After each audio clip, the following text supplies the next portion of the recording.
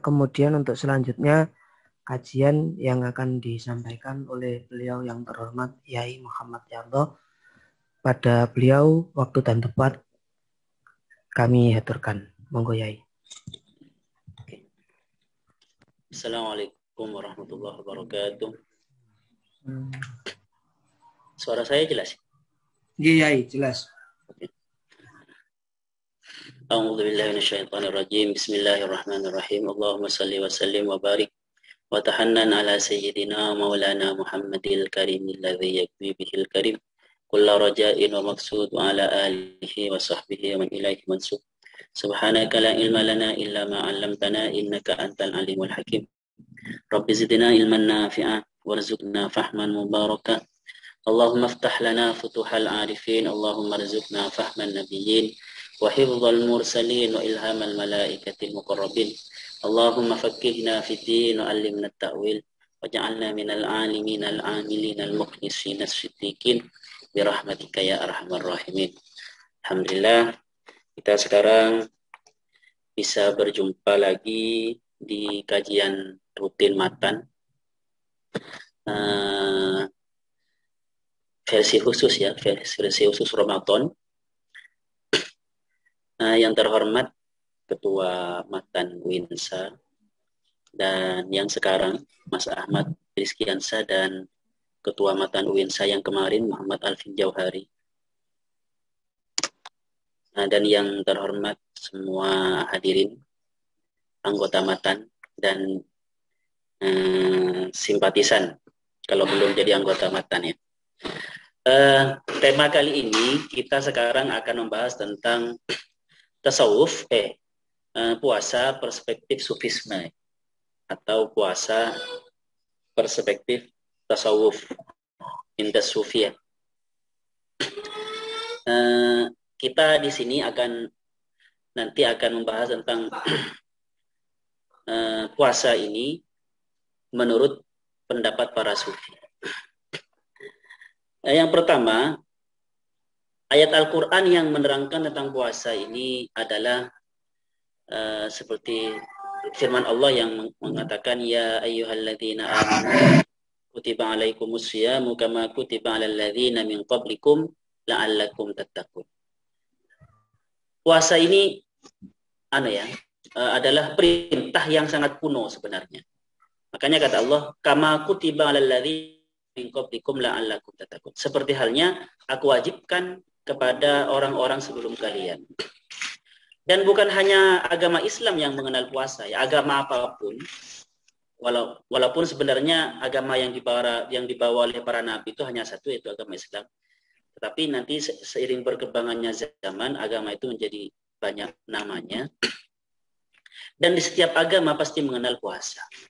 Bahkan bukan hanya agama langit. Di agama-agama bumi seperti di Hindu, Buddha, bahkan kejawen atau kepercayaan pasti mengenal puasa. Bahkan kalau di Jawa puasanya itu macam-macam. Ada puasa mutih, puasa macam-macam kan ya. Puasa apa lagi itu? Puasa dalail.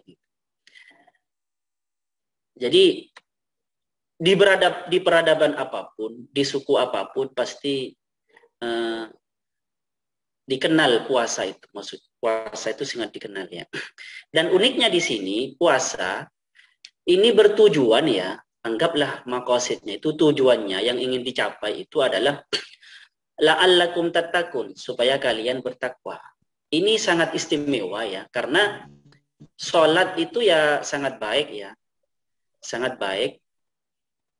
Tujuan sholat supaya kita ingat kepada Allah. Aqimis sholat lidzikri. Dan juga tujuan sholat adalah inna sholata tanha 'anil fahsya'i wal munkar. Tetapi sholat tidak sampai ya tanha 'anil fahsya'i wal munkar itu sebenarnya sudah isi dari takwa ya. Tetapi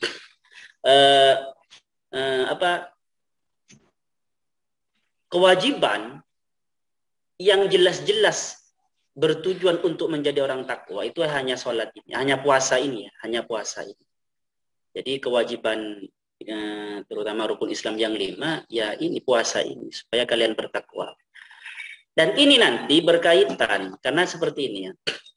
Takwa itu adalah perilaku seorang aulia para wali Allah. Karena nanti kata di Al-Quran disebutkan in auliya'uhu illal muttaqun. In auliya'uhu illal muttaqun. Waliullah itu adalah mereka yang takwa. Artinya apa? Kalau kita gabungkan ayat yang sebelumnya dengan ayat yang ini, kalau kalian ingin jadi waliullah ya banyak berpuasa. Seperti itu. Ini saya belum masuk ke pengertian puasa dan baik secara bahasa dan istilah ya. Kita bahas dulu ayatnya. Jadi dilihat sepintas, kalau ingin takwa ya berpuasa, karena puasa itu menggiring kita untuk bertakwa, dan takwa itu adalah perilaku seorang waliullah. Bahkan perilaku takwa itu adalah anugerah bagi orang-orang sufi yang terkasaf. Maksudnya gini, orang yang takwa itu cenderung dan gampang ya untuk memperoleh petunjuk-petunjuk langsung dari Allah. Artinya gampang untuk memperoleh ilmu laduni. Karena di Al-Quran juga di ayat yang lain mengatakan wattaqullah wa yu'allimukumullah. Bertakwalah kalian kepada Allah, maka Allah akan mengajarimu sesuatu yang kamu tidak ketahui. Ini ditafsirkan oleh para ulama ilmul huduri, ilmu yang hadir, atau ilmu kasyaf, atau ilmu laduni seperti itu. Terutama yang berhubungan dengan makrifat. Makanya nanti dengan ini semua hadis yang mengatakan sumu li ru'yatihi waftiru li ru'yatihi itu kan hadis bahwasanya itu tanda-tanda puasa ya, tanda-tanda bulan Ramadan. Jadi tanda-tanda bulan Ramadan itu adalah sumu li ru'yatihi, berpuasalah kalian li ru'yatihi karena melihat hilal tanggal 1 bulan Ramadan kan gitu ya. Waftiru li ru'yatihi, dan jangan berpuasa kalian, mukel maksudnya, jangan berpuasa li ru'yatihi karena melihat hilal atau tanggal 1 bulan Syawal. Ini kajian fikih, Tetapi bagi para sufi itu ditafsirkan dengan sangat sofistik sekali ya. Kalau ingin mengenal Allah, ingin melihat Allah, sumu li ru'yatihi. Berpuasalah kalian li ru'yatihi untuk memperoleh anugerah melihat Allah. Seperti itu. Waftiru, dan capailah fitrah kalian kembali. Fitrah manusia itu perlu dicapai ya, karena fitrah manusia itu adalah sejatinya dirinya ya. Dan fitrah manusia itu sama seperti fitrah Allah itu sendiri. Karena di Al-Quran jelas wa aqim wajhaka lid-dini hanifa fitratallahi allati fataran nas 'alaiha. Jadi fitrah manusia itu ya fitrah Allah itu sendiri seperti itu. Jadi kalau ingin kalian mencapai ke fitrah kalian, maka waftiru li ru'yatihi. Capailah fitrah kalian li ru'yatihi karena sudah melihat Allah seperti itu. Atau bisa dibalik seperti ini ya. Kembalilah kalian kepada sifat fitrah kalian. Sifat fitrah kita itu adalah sifat bawaan kita itu adalah dekat kepada Allah, cinta kepada Allah. Kalau ingin apa? Kalau ingin bisa melihat Allah untuk ma'rifatullah seperti itu. Jadi puasa ini sangat luar biasa ya. Karena secara khusus diperuntukkan supaya kita bertakwa. Kata-kata diperkhususkan supaya kita bertakwa berarti puasa itu punya keistimewaan khusus yang kalau kita mengkonsumsinya, istilahnya seperti obat atau vitamin atau makanan tertentu, yang kalau kita mengkonsumsi makanan itu, obat itu, maka kita dengan itu kita bisa bertakwa seperti itu. Jadi makanya nanti puasa ini secara khusus berhubungan dengan perut ya. Jadi gini, lapar ini menurut para sufi bukan karena memberatkan yang membuat dia berfungsi menggiring manusia menjadi takwa ya.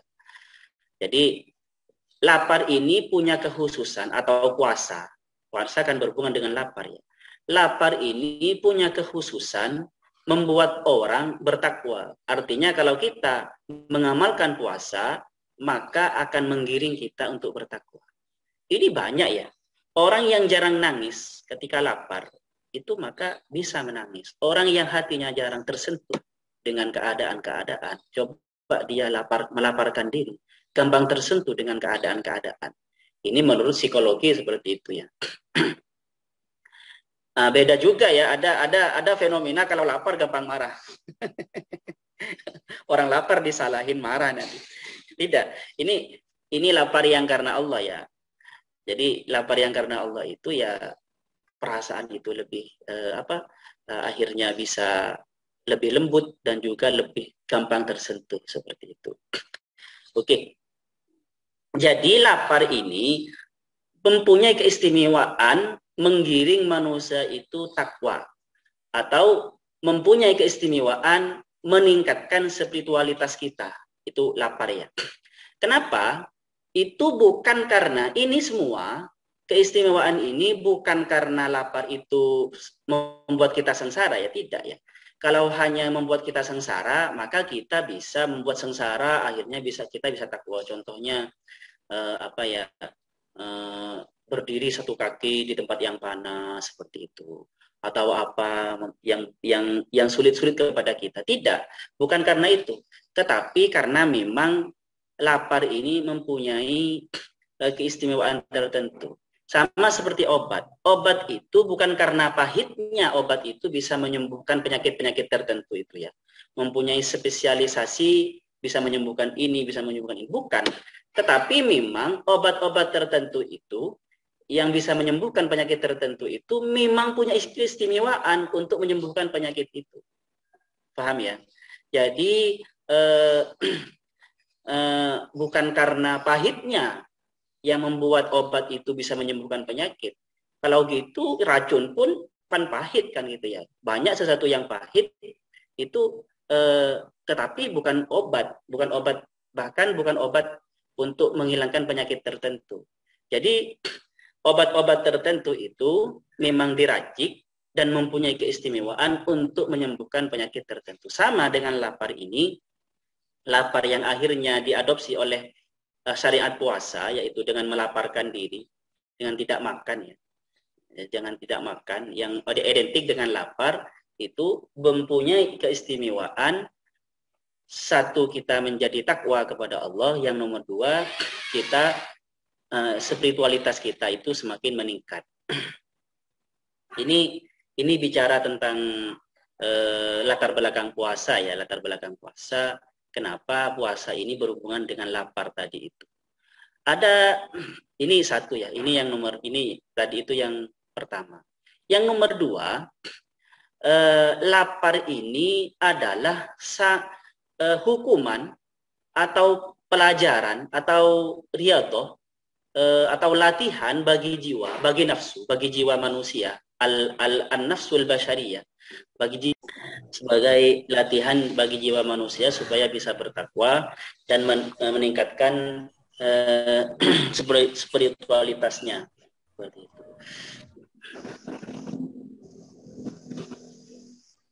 Gimana ya, kok saya agak ini. Oke. Ditemukan ya, tetapi saya ini sering dikutip oleh Habib Ali Al-Jufri ya. Tetapi kalau kita lihat di ininya bukan hadis ya. Kalau kita lihat ini bukan hadis, tetapi ini sangat maknanya itu sangat baik sekali. Ini sepertinya adalah perkataan para orang ahli hikmah atau orang bijaksana di zaman dahulu ya. Tapi kadang ini dikatakan hadis oleh beberapa orang. Tetapi bukan hadis. Menurut penelitian saya ini bukan hadis. Jadi dulu ketika akal itu diciptakan oleh Allah, dipanggil oleh Allah, akal ke sini. Akal itu menghadap. Akal ke sana, akal menghadap. Atau akal ke sana. Artinya manut. Ketika ditanya, akal siapa aku, siapa kamu? Akal itu menjawab, engkau adalah Tuhanku dan saya adalah hambamu. Dan ketika Allah menciptakan an-nafsul basyariyah, nafsu kita atau ego ya, ego manusia, Saya lebih cocok menggunakan ego ya.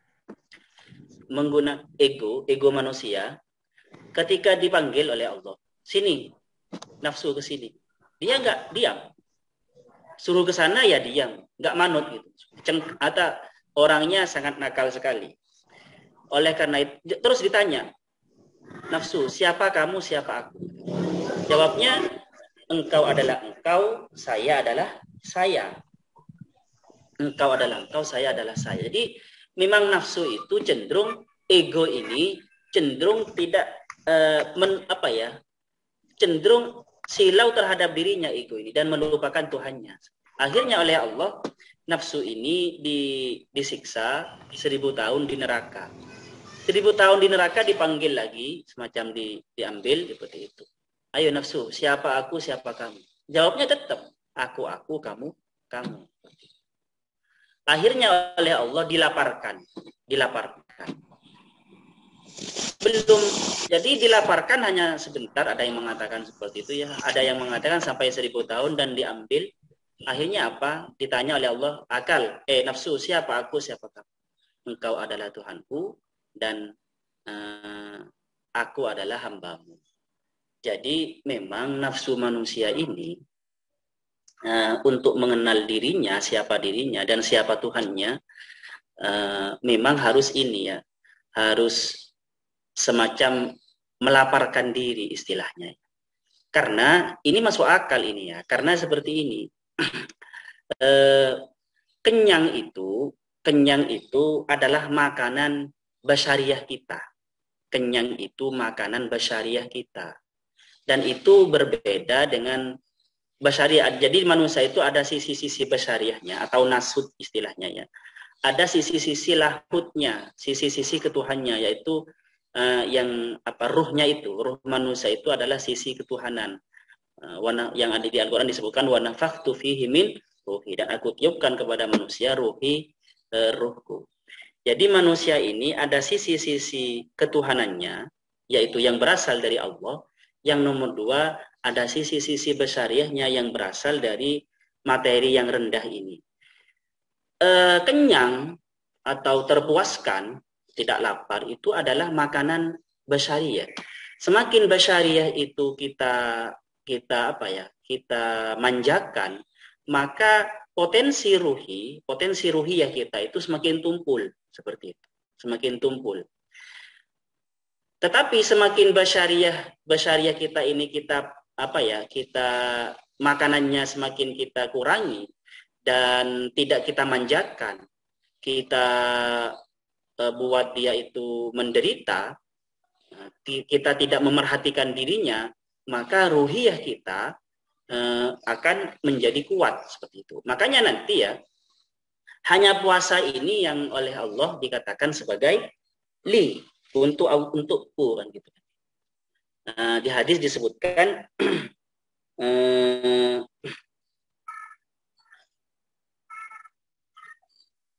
seperti ini.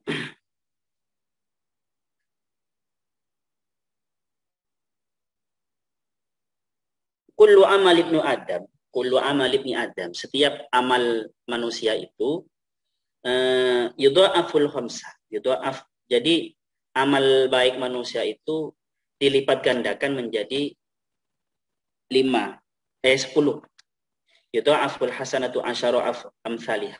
Jadi 10. Setiap perbuatan baik itu dilipat 10 sampai sab'imi'atin ya. 700 lipatan. Illa saum, kata Allah, kecuali puasa, fa innahu li, karena puasa itu adalah untukku, wa ana ajzi bihi, dan aku yang akan membalas orang yang berpuasa itu. Karena kenapa? Ya da'u syahwatahu, orang yang berpuasa itu meninggalkan syahwatnya, wa ta'amahu, dan makannya, min ajli, untuk karena aku. Jadi gini, ini kita membayangkan jangan kepada Allah langsung ya. Jangan kepada Allah langsung. Kita membayangkan kepada unsur ruhiyah dalam diri kita. Unsur ruhiyah yang dalam diri kita yang berasal dari Allah itu sendiri. Yaitu wa nafakhtu fihi min ruhi itu. Jadi unsur ruhiyah itu ya tidak butuh makan sebenarnya ya. Dia itu tidak makan, tidak minum, ya tetap hidup kan. Dan itu memang karena berasal dari Allah ya tidak makan, tidak minum. Beda dengan basyariah kita, kemanusiaan kita itu butuh makan, butuh minum. Jadi kalau kita mengurangi makan, meninggalkan makanan syahwat akan makanan dan minuman dan atau ya, jima seumpama yang berhubungan dengan sifat basyariah kita, maka itu menguatkan ruhiyah kita. Apalagi diniati karena mengikuti perintah Allah kan gitu ya. Berarti itu berpuasa, meninggalkan makanan yang dia sukai dan meninggalkan minuman yang dia sukai dan meninggalkan jima, seks yang dia sukai karena Allah. Itu ya satu, itu sangat senang bagi Allah, sangat disenangi oleh Allah. Yang nomor dua, itu makanan jiwa kita, istilahnya ya. Makanan jiwa kita. Karena jiwa kita ini, kalau tidak diberi makan, maka tumpul. Makanan jiwa ya ini ya, makanan jiwa itu ya berpikir kan gitu kan ya. Melaparkan diri, makanan jiwa memang. Melaparkan diri itu makanan jiwa. Karena dengan lapar-lapar, dengan haus-haus, maka indra atau panca indra, ruhaniyah kita itu semakin kuat seperti itu. Maka gampang kita itu mengenal bisikan-bisikan yang suci dari dalam diri seperti itu. Karena tidak terganggu oleh sifat-sifat rendah kemanusiaan kita seperti itu. Oke. Ini fungsi kenapa kok oleh Allah manusia itu diwajibkan berpuasa yang berhubungan dengan lapar seperti itu. Jadi memang faedahnya sangat banyak sekali untuk spiritualitas. Nah, yang nomor dua yang ingin saya, ini masuk kepada puasa ya. Puasa itu secara bahasa adalah al-imsak wa rif'ah ya. Ada dua makna. Imsak, menahan diri. Jadi secara menahan diri dari apapun itu berarti puasa. Menahan diri tidak berkata kasar itu sebenarnya puasa itu. Menahan diri untuk tidak membalas debatnya orang di sosmed itu ya puasa itu sebenarnya. Menahan diri untuk tidak nge-like sesuatu yang jelek, untuk tidak komen sesuatu yang jelek ya itu puasa. Ini jadi secara umum, secara makna luasnya kalau dilihat dari segi bahasanya al-imsak, puasa itu adalah al-imsak. Yang nomor dua, maknanya adalah ar-rif'ah. Rif'ah itu tinggi ya, meninggi gitu, irtafa'ah. Makanya nanti soman naharu. Soman naharu maksudnya meninggi matahari atau siang. Maksudnya ketika matahari itu sudah meninggi, maka itu siang berarti sudah terang, sangat pas terik-teriknya ya. Artinya meninggi. Ini dua makna ini berhubungan ya. Kalau kita ada di tempat kotor, manusia ini kan sebenarnya suci ya, tetapi berada di tempat kotor, anggaplah fisik ini, jasmani ini kotor, seperti itu. Kalau kita ada di tempat kotor, di genangan air yang kotor, maka supaya tidak kotor, maka kita harus meninggikan diri supaya tidak kotor ya. Atau kalau gini, kita ada di tempat yang kotor, terus ada hujan supaya tidak terpercik, maka sarung kita tinggikan, seperti itu kan ya. Atau seperti ini. Bunga teratai itu walaupun ada di kolam yang kotor, tetapi bunga teratai itu pasti selalu bersih. Karena biasanya bunga teratai itu akan tumbuh meninggi, tidak menyentuh air, tetapi tinggi gitu, ada di atas air, seperti itu kan ya. Jadi ada di tempat kotor, tetapi karena meninggi maka dia suci. Jadi puasa ini sebenarnya bagaimana manusia itu walaupun dia itu banyak unsur-unsur atau syahwat-syahwat basyariahnya yang selalu mengilingi dirinya, bagaimana dia itu meninggi dari syahwat-syahwat yang rendah itu supaya tidak kotor sebenarnya. Seperti itu, paham ya? Jadi bisa dua makna ya, dan ini sangat berhubungan. Untuk bisa meninggi dari sifat-sifat kotor berarti ya harus imsak, harus menahan diri. Seperti itu. Jadi gini, manusia itu sebenarnya diciptakan untuk Allah dan memiliki sesuatu. Bukan manusia dimiliki oleh sesuatu. kita ini seharusnya tugas kita itu untuk Allah, dan kita itu memiliki dan menguasai nafsu-nafsu kita, nafsu makan kita, memiliki keinginan-keinginan itu, bukan dikuasai oleh keinginan-keinginan itu. Nah, jadi ketika kita puasa itu di dalam rangka menguasai diri, ya, menguasai diri kita, bukan yang biasanya kita itu selalu dikuasai oleh diri kita, oleh kemauan-kemauan diri kita, oleh syahwat-syahwat kita. Ada pengen ini langsung makan, pengen ini langsung makan, pengen jima ya langsung.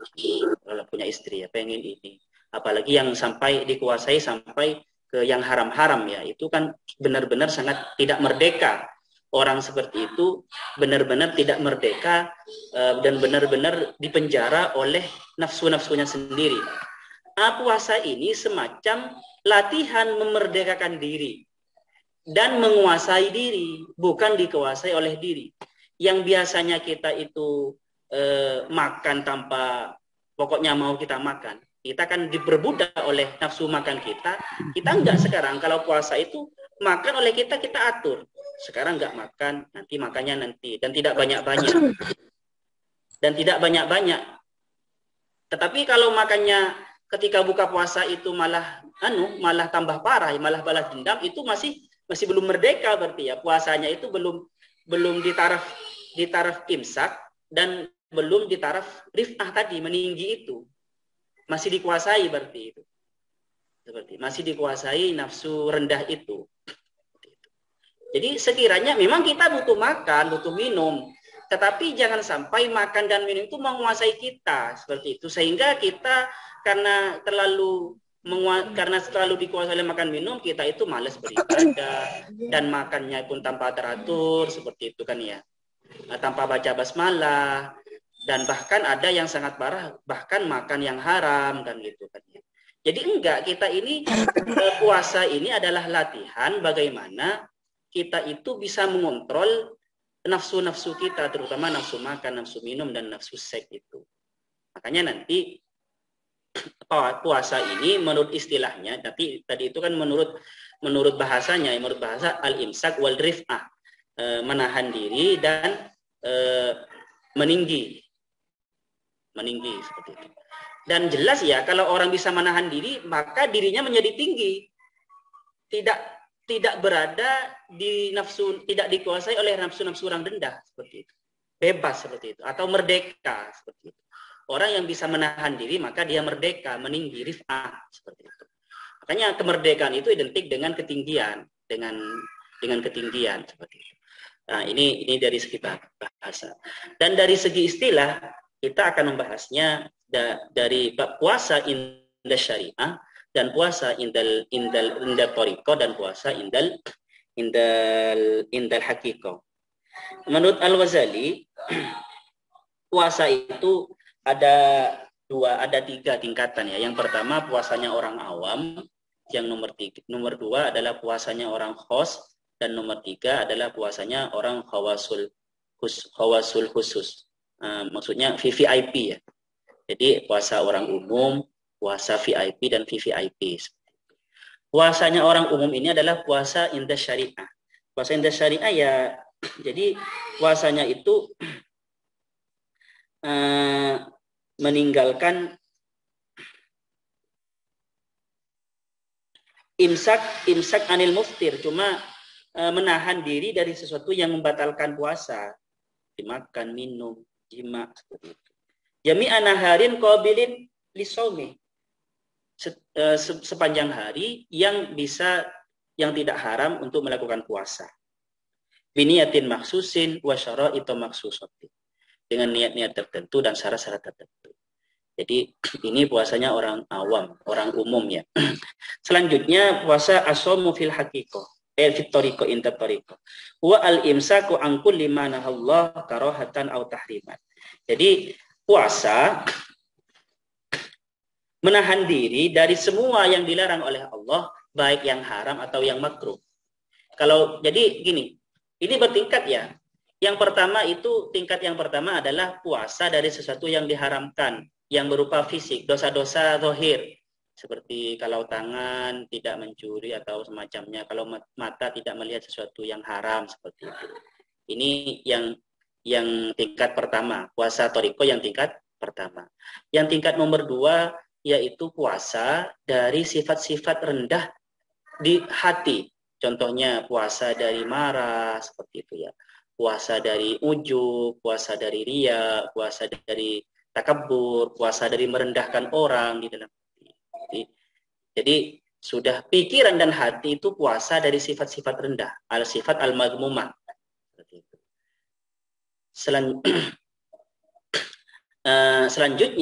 Selanjutnya tingkat puasa di toriko itu adalah tingkat puasa sudah menahan diri, menahan pikiran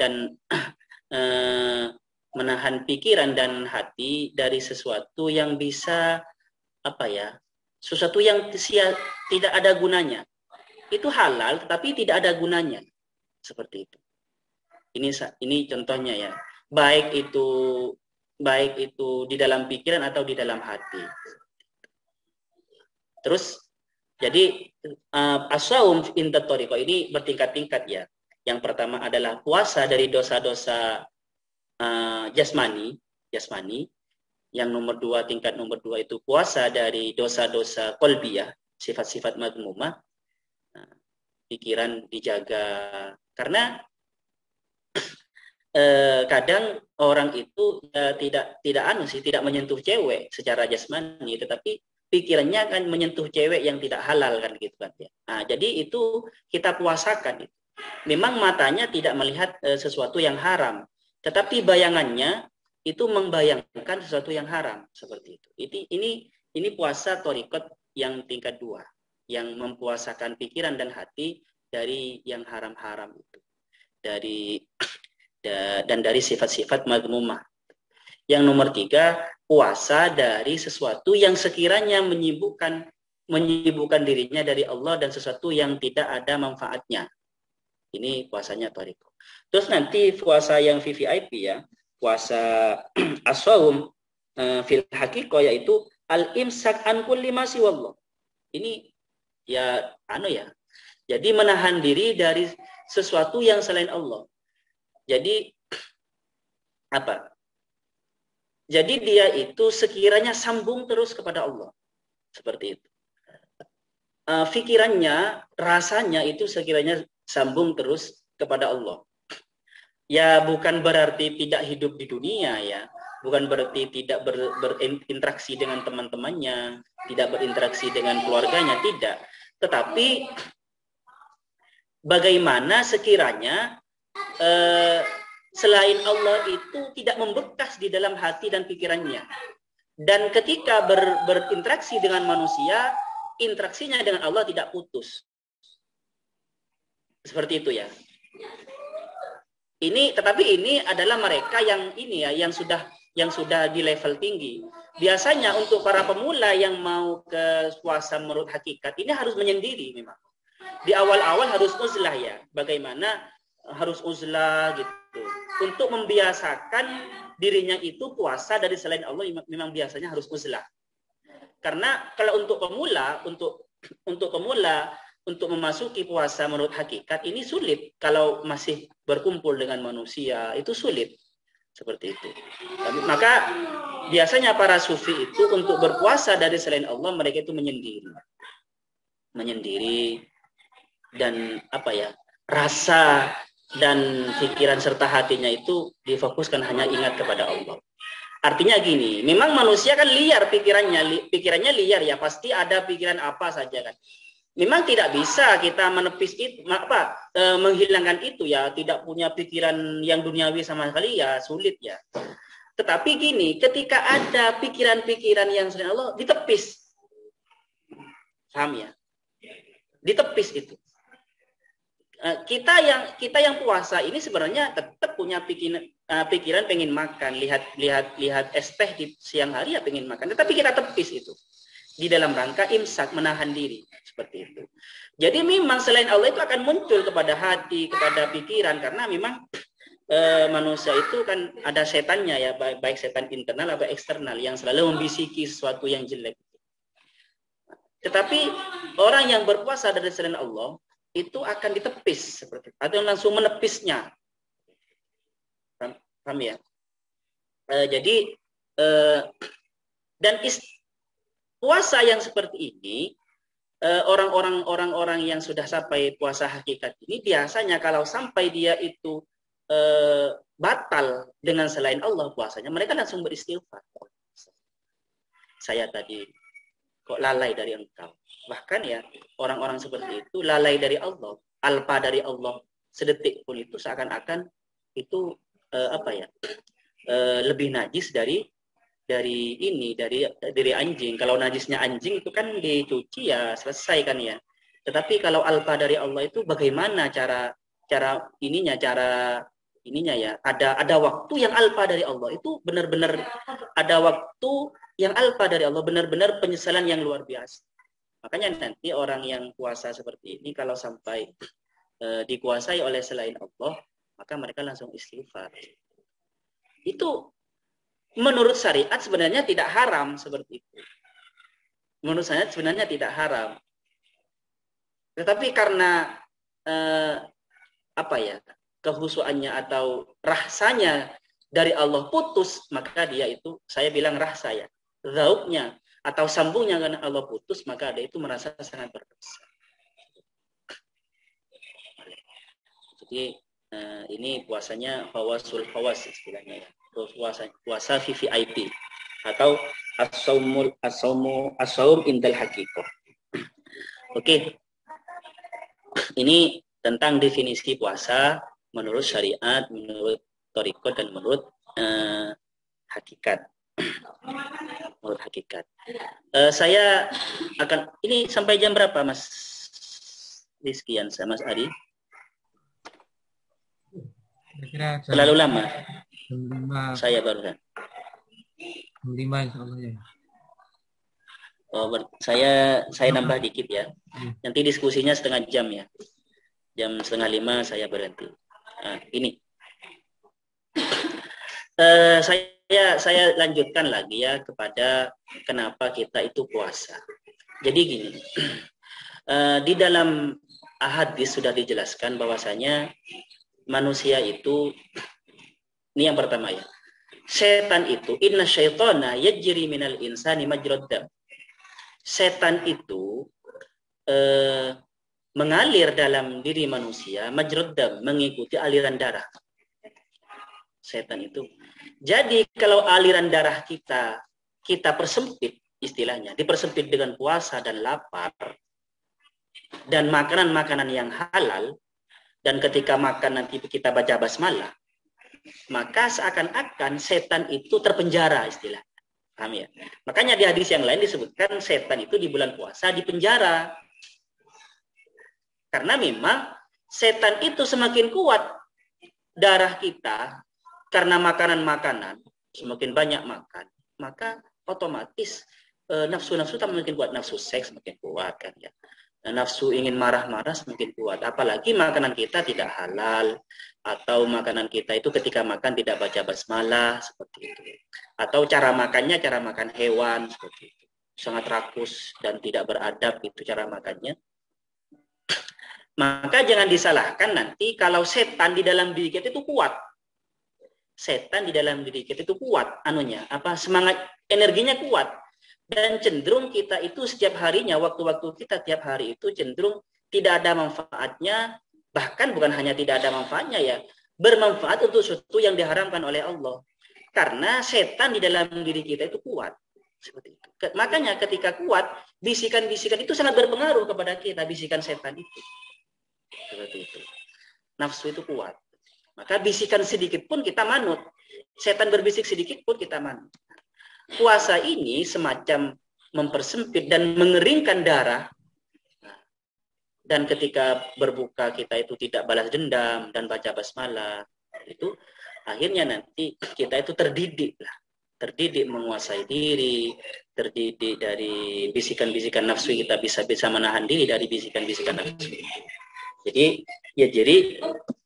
Jadi majrad dam itu. Jadi setan itu yajri minal insan yajri majrad dam. Selanjutnya, dan tinggal dikit ya. Selanjutnya, memang di hadis ini nomor dua di hadis disebutkan bahwasanya memang banyak ya fadilah lapar itu. Contoh Nabi Muhammad berkata, jahidu anfusakum bil ju'i wal atos. Perangilah dirimu sendiri bil ju'i dengan lapar wal atos dan haus, fa innal ajra fi dzalika ajril mujahid.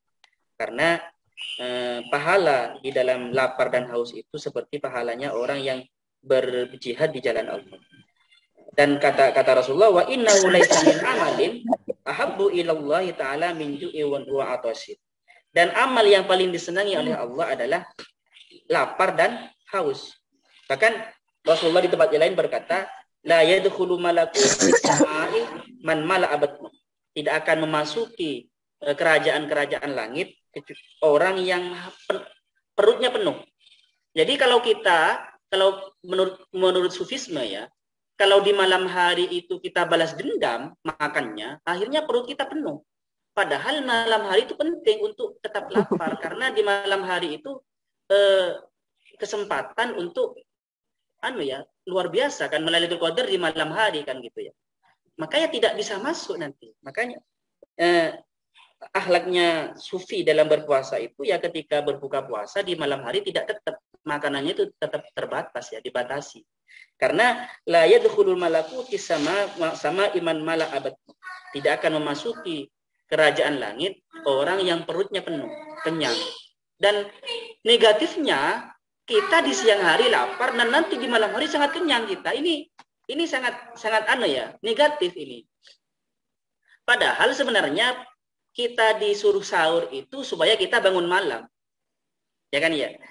Jadi orang itu menurut guru saya sufi ya, mengatakan sebenarnya sahur itu kenapa oleh Rasulullah itu disuruh kita itu bersahur, karena tasaharu kafaina fisahuri barokah, karena supaya manusia itu terpaksa untuk bangun malam.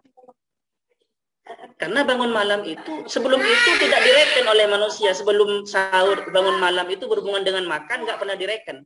Padahal sebelumnya inna Quran al-fajri kana masyhuda, bahwasanya Quran atau membaca Quran atau ngafalin Quran atau mengenal Allah, untuk mengenal Allah di malam hari sebelum fajar itu gampang gitu kan ya. Ada juga wahum yastaghfirun, dan di malam dan orang-orang soleh yang dekat kepada Allah itu di waktu-waktu sahur mereka beristighfar. Ini sudah banyak sebenarnya iming-iming yang seperti itu, tetapi oleh manusia pada umumnya ini tidak direken kecuali ketika bangun di waktu sahur untuk sahur, makan sahur, baru direken benar-benar bangun seperti itu. Jadi nanti manfaatkan ini sebenarnya bagaimana di waktu sahur itu kita tidak terlalu sebelum waktu sahur itu kita tidak terlalu kenyang supaya bisa bangun malam. Karena tidak bisa kita nanti ibadah lama kalau kenyang kan ya, dan tidak bisa konsen kita kalau kenyang. Makanya tidak akan memasuki dunia spiritual orang yang kenyang perutnya. Zikir sebentar, tujuannya zikirnya sampai 5.000, dapat 100 tertidur sudah. Itu kalau kenyang. Oke, sampai di sini. Monggo kalau ada yang mau bertanya, saya pasrahkan ke moderator lagi. Ya, terima kasih untuk peserta yang bertanya. Silakan langsung di unmute ya. Monggo silakan.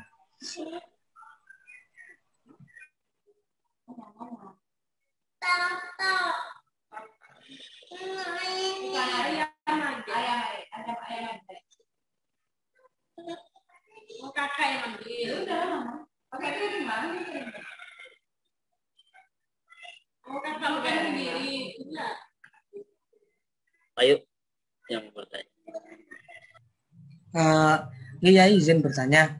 Mungkin dalam penyampaian tadi kan disampaikan bahwa dalam puasa itu merupakan obat dan obat tertentu itu juga merupakan penawar bagi penyakit tertentu. Nah, di sini mungkin bisa nyun dijelaskan ulang ya. Kan tadi ada tentang spiritual yang meningkat. Jadi apakah puasa itu termasuk obat dari spiritual atau bagaimana ya? Terima kasih. Ya gini. Oh iya, itu maksudnya gini tadi. Puasa itu atau lapar itu bukan karena menyulitkan kepada diri yang dia itu bisa meningkatkan spiritualitas kita. Jadi kan puasa itu kan punya keistimewaan mempertajam spiritualitas kita, meningkatkan spiritualitas kita, dan membuat kita takwa. Itu bukan karena lapar itu tidak enak kepada diri, ya. Bukan karena itu, atau sulit kepada diri. Kan sulit, maksudnya menyiksa diri kan ya. Bukan karena itunya. Tetapi memang keistimewaannya sendiri. Sama seperti halnya obat semuanya obat kanker. Itu bukan karena pahitnya yang dia bisa mengobati kanker. Kalau pahitnya berarti bisa pahit apa saja ya bisa. Menggunakan pahit-pahit yang lain ya bisa, tetapi enggak. Memang obat itu mempunyai keistimewaan tertentu yang bisa mengobati kanker itu. Sama dengan lapar puasa ini. Lapar ini. Jadi sebenarnya lapar saja walaupun tidak puasa ya itu sangat ini ya. Apalagi puasa yang kita itu mengikuti aturan Allah. Dan karena Allah itu ya tambah luar biasa kan. Lapar saja itu, berlapar-lapar saja itu sebenarnya bisa melembutkan hati, bisa meningkatkan spiritualitas kita. Makanya gak usah itu ya. Orang-orang kesaktian saja, orang-orang kesaktian, orang kejawen yang belajar kesaktian, yang ingin melihat sesuatu yang tidak kasat mata, itu ya puasa istilah, puasa. Ada yang puasa mutih, dan menurut para sufi setiap panca indera ini ada puasanya. Puasanya mata itu apa? Ya tidak tidur, karena tidur itu adalah nafsunya mata. Puasanya perut ya tidak makan, seperti itu, dan tidak minum. Puasanya alat kelamin ya tidak berhubungan seks seperti itu. Jadi ini semua ada puasanya ya.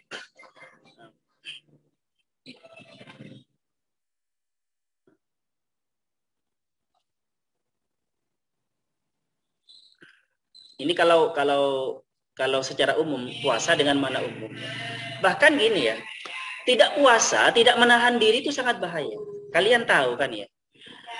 Kenapa? Memang Nabi Adam itu kan memang diciptakan untuk menjadi khalifah di bumi. Memang iya ya. Bagaimanapun pasti nanti Nabi Adam itu pasti di bumi lah. Karena memang wa idz qala rabbuka lil malaikati inni ja'ilun fil ardi khalifah. Tetapi di dalam agama itu semacam disesalkan kenapa Nabi Adam ke buminya itu gara-gara tidak bermukel istilahnya. Tidak menahan diri, yaitu sebenarnya kan disuruh puasa dari satu itu, buah itu kan ya, syajarah itu. Tapi Nabi Adam kok mukel. Nah, mukelnya ini menjadi akhirnya, walaupun sebenarnya itu adalah sesuai dengan tujuan Allah menciptakan Adam untuk bumi, khalifah di bumi, tapi kan melalui jalan atau sebab yang tidak baik kan ya. Sebab yang mukel istilahnya, tidak menahan diri. Dan tidak menguasai dirinya, keinginan dirinya. Jadi pokoknya sesuatu kita ini kalau dikendalikan oleh keinginan-keinginan kita ini ya pasti ya rugi.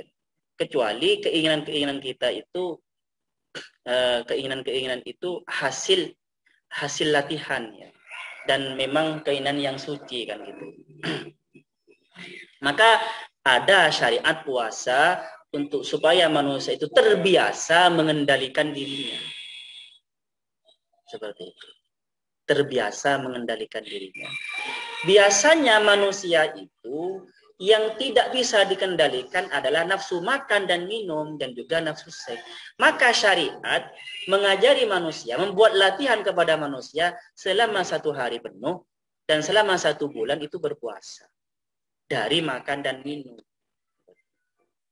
Nah, sampai paham Mas ya?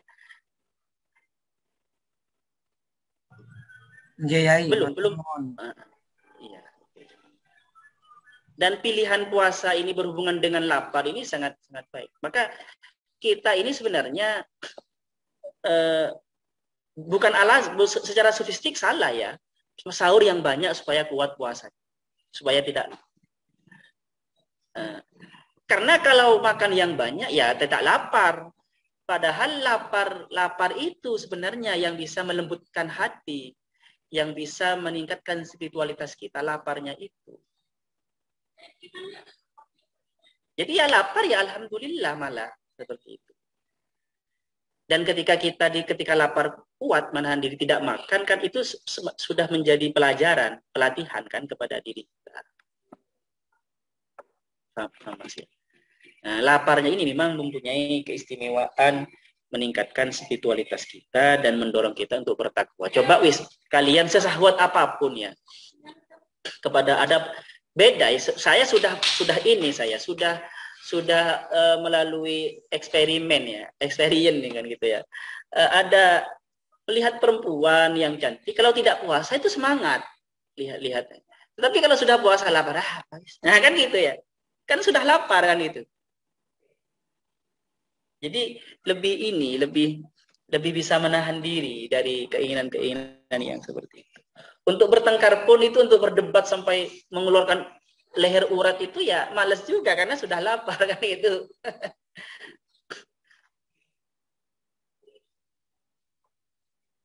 Oke, Mas. Mungkin lelah dengan dirinya sendiri ya, Yai.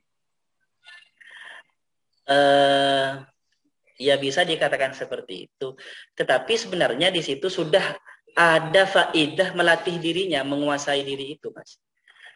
Latihan menguasai diri tidak makan walaupun lapar itu. Sebenarnya faedahnya itu sebenarnya. Jadi akhirnya ketika pengen sesuatu walaupun tidak berhubungan dengan makan dan minum, karena tadi dia sudah terbiasa menguasai dirinya tentang makan dan minum, akhirnya yang lain juga terkendalikan. Mau mengumpat bisa terkendalikan, mau misuh bisa, ya sama mengumpat dan misuh ya.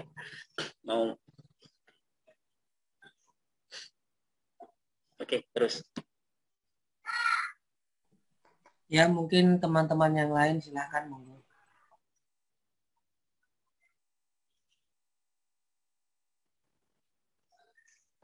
Ya Mas Ari.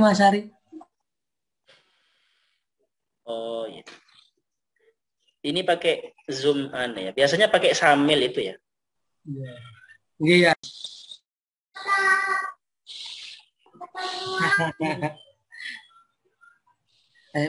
Iya. Dengan kedap.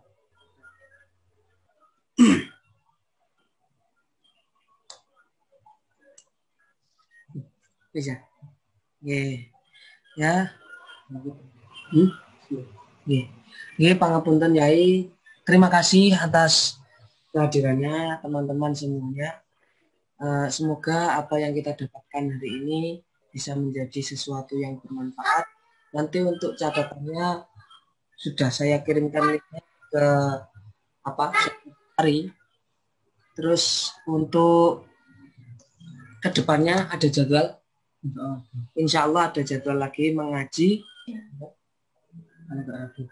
Kalau enggak hari Rabu ya hari Kamis insya Allah.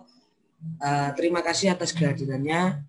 Semoga kajian kali ini bermanfaat pada materi sekian. Selanjutnya akan disampaikan oleh beliau yang terhormat Yai Allah pada panjenenganipun waktu semua panggilan Allah SWT. Ini apaan? Doa, Mas. Oke. Terakhir ya. Berarti kalau puasa sufistik itu, sufisme itu di malam hari pun ya sekiranya perut itu tidak benar-benar full ya. Karena malah di malam hari itu kita perut butuh kosong supaya tidak ngantuk, supaya cepat sambung dengan Allah seperti itu. Supaya lebih konsentrasi beribadah. Jadi yang sekarang ini menjadi fenomena kalau di malam hari itu sangat kenyang, itu salah, itu tidak sesuai dengan sufisme. Bahkan yang sangat tidak sesuai lagi nih, mohon maaf ya, yang bulan puasa itu kan sebenarnya bulan mengurangi konsumsi kan ya, mengurangi makan dan minum. Tetapi kenapa kebutuhan konsumsi, kebutuhan dapur di bulan puasa itu malah bertambah gitu. Ini tidak sufisme, ini tidak sufistik sama sekali ini. Tidak sufistik sama sekali. Oke, saya akhiri dan kita berdoa. Bismillahirrahmanirrahim. Alhamdulillahirabbil alamin. Wa sallallahu ala sayyidina Muhammad wa ala ali sayyidina Muhammad. Rabbighfir lana wa liwalidayna warhamhum kama rabbawna shighara. Ya Ghani ya Hamid ya Mubdi ya Mu'id ya Rahim ya Wadud ya Dzal Arsyil Majid ya Fa'alul lima yurid. Aghnina wa iyyahum bi halalika an haramika wa bi ta'atika an maksiatik. Wa aghnina wa iyyahum bi fadlika min siwak. Wa bi anzilna wa iyyahum manzalan mubarakan wa anta khairul munzilin.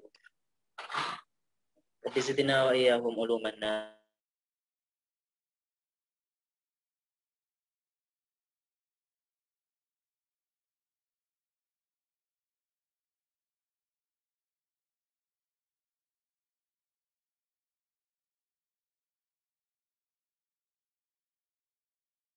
والمخلصين ومن العارفين بك والمرضيين عنهم ومن المقيمين الصلاة وذرياتنا وذرياتهم واجعل كل منا ومنهم علما على معرفة بك وليا من أوليائك الصديقين ومن ورثة الأنبياء صلوات الله عليهم ظاهرا وباطنا في الدنيا والآخرة يا كثير النوال يا حسنا في آل يا قائما بلا زوال يا من بلا مثل لك الحمد ولك المنة ولك الشرف على كل حال ربنا آتنا وإياهم في الدنيا حسنة وفي الآخرة حسنة وقنا وإياهم عذاب النار وادخلنا الجنة وإياهم مع الأبرار سبحان ربك رب العزة عما يصفون والصلاة والسلام والبركات والرضوان على الأولياء والأنبياء والمرسلين والحمد لله رب العالمين. Assalamualaikum warahmatullahi wabarakatuh. Waalaikumsalam warahmatullahi wabarakatuh. Amin Terima amin kasih ya rabbal alamin. Terima kasih teman-teman atas kehadirannya, semoga bermanfaat. Akhiru qauli wallahul muwaffiq ila aqwamit thoriq. Assalamualaikum warahmatullahi wabarakatuh. Waalaikumsalam warahmatullahi wabarakatuh. Insyaallah bertemu hari Rabu kalau enggak. Siap. Ya Yardo, sehat ya Yardo? Alhamdulillah Mas Alvin. Mas Alvin di mana Mas? Di Kudus ya.